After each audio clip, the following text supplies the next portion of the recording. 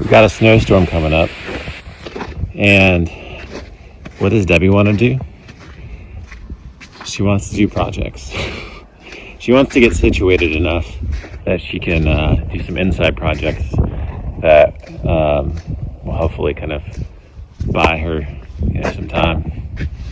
But the plan is to redo our downstairs pantry and make it, all our shelves are breaking in there from the weight of all the stuff that we have in there. And so rather than just fix the shelves, she wants to redo them and turn them into kind of slide out pantry shelves. And so I'm going to go ahead and get things set up. We're going to empty out the pantry and get her set up with the saws so she can start working on that and get everything cut and ready for her to do the inside work once the snowstorm hits.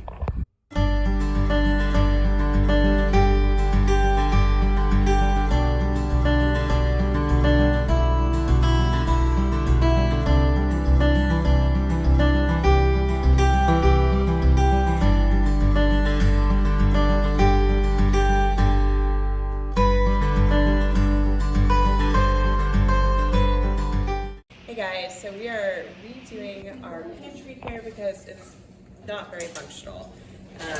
Everything gets lost in the back and we can't find what we're looking for, and so we end up putting things in here and then they just kind of like go find a corner in the back to die.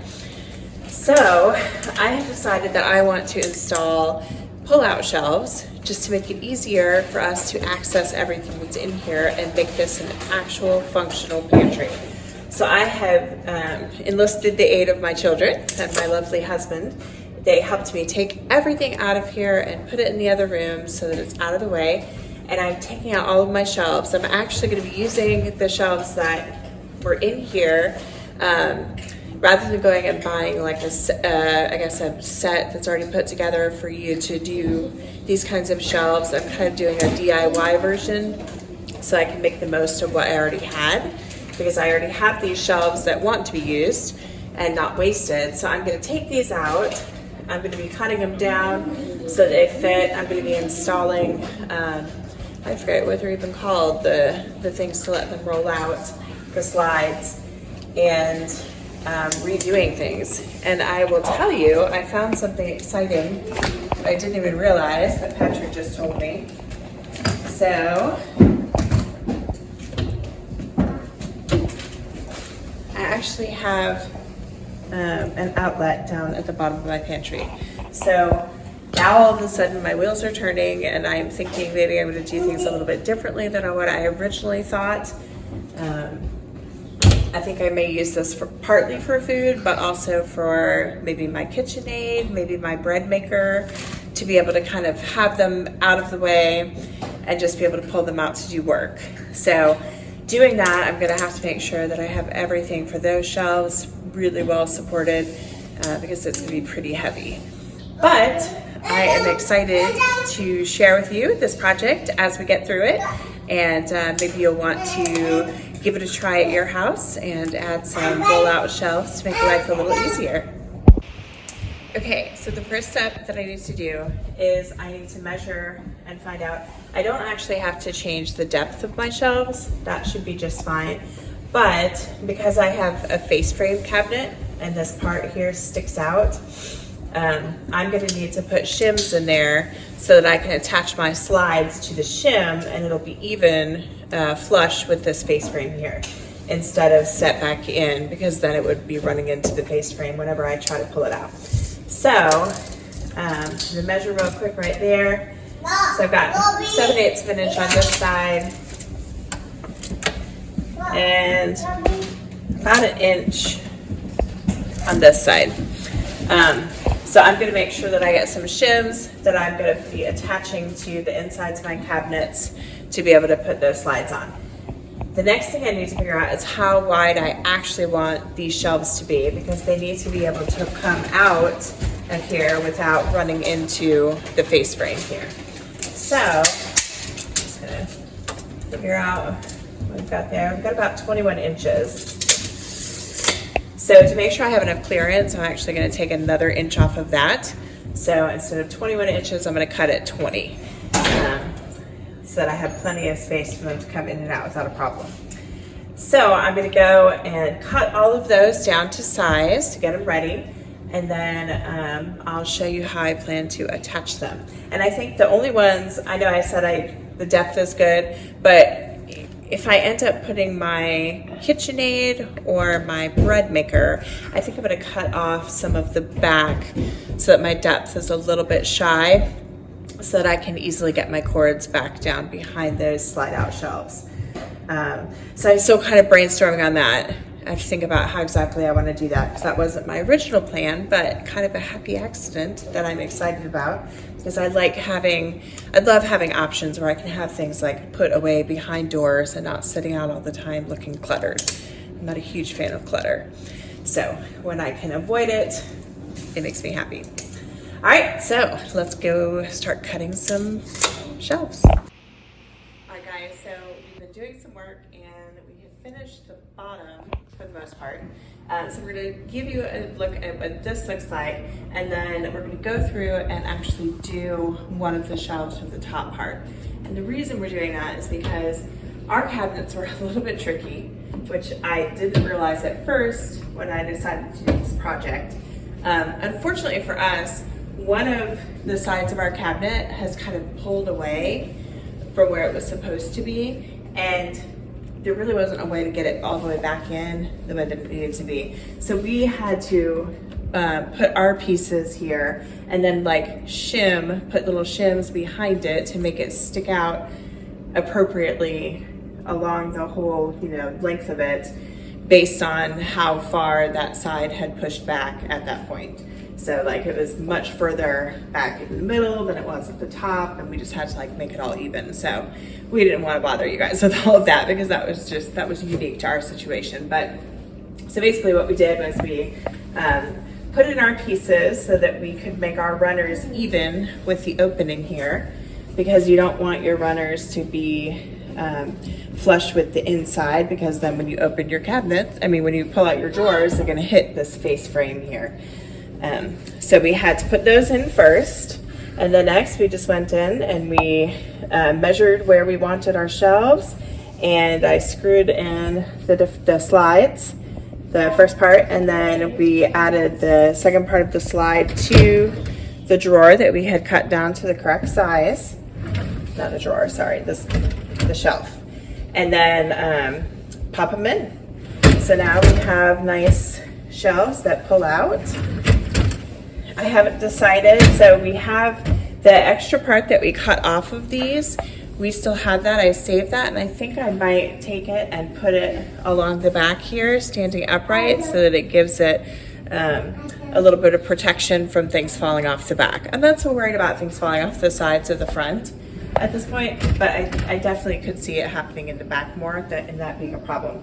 And we're also deciding if we want to put any kind of a handle, or some people are saying maybe they drill a hole here that's big enough for your finger to kind of go in and pull it out.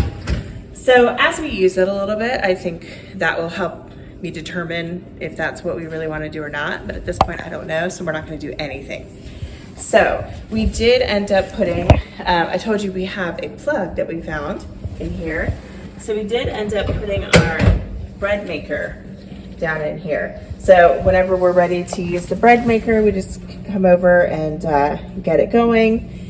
And I leave the cabinets open while we're cooking it, or just make sure there's plenty of airflow around it. But that is really nice because I don't have to have it on my countertop anymore, which I love. So that part's mostly done. We're gonna move on up here.